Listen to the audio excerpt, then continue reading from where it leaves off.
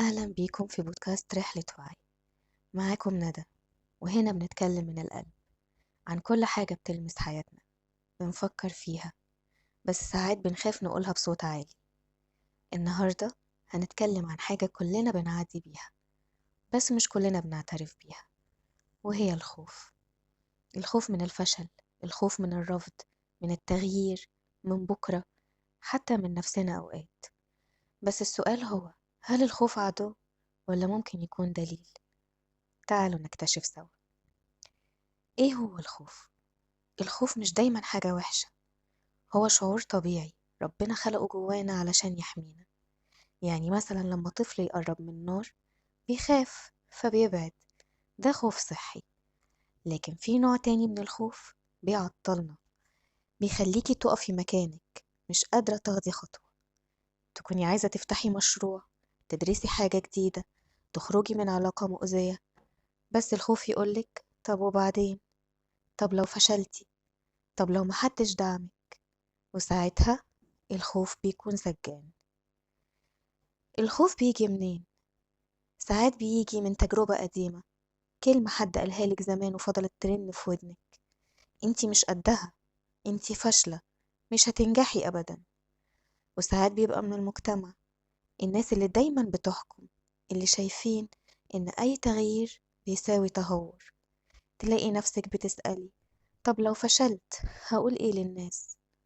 بس يا ترى، هل إرضاء الناس أهم من إرضاكي انتي عن نفسك؟ طيب، هل الخوف وهم ولا حقيقة؟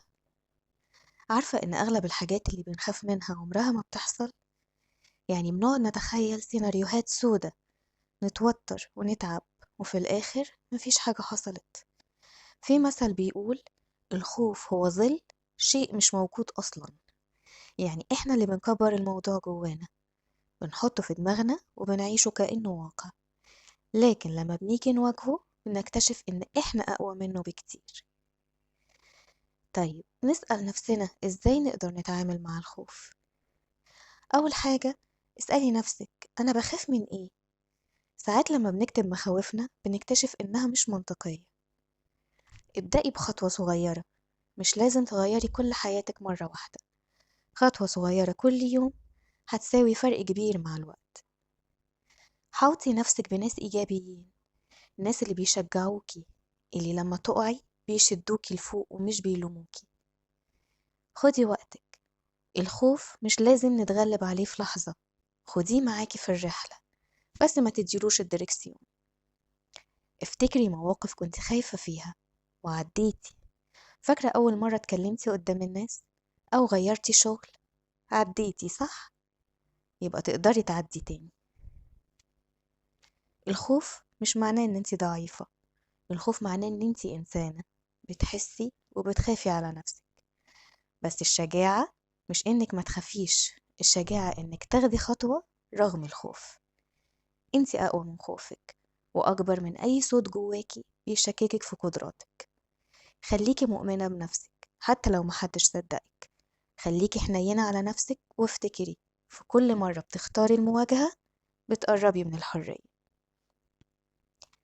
شكرا جدا إنكم كنتوا معايا النهاردة. لو الحلقة لمستك ابعتيها لحد ممكن يستفيد، وافتكري دايما إنك مش لوحدك.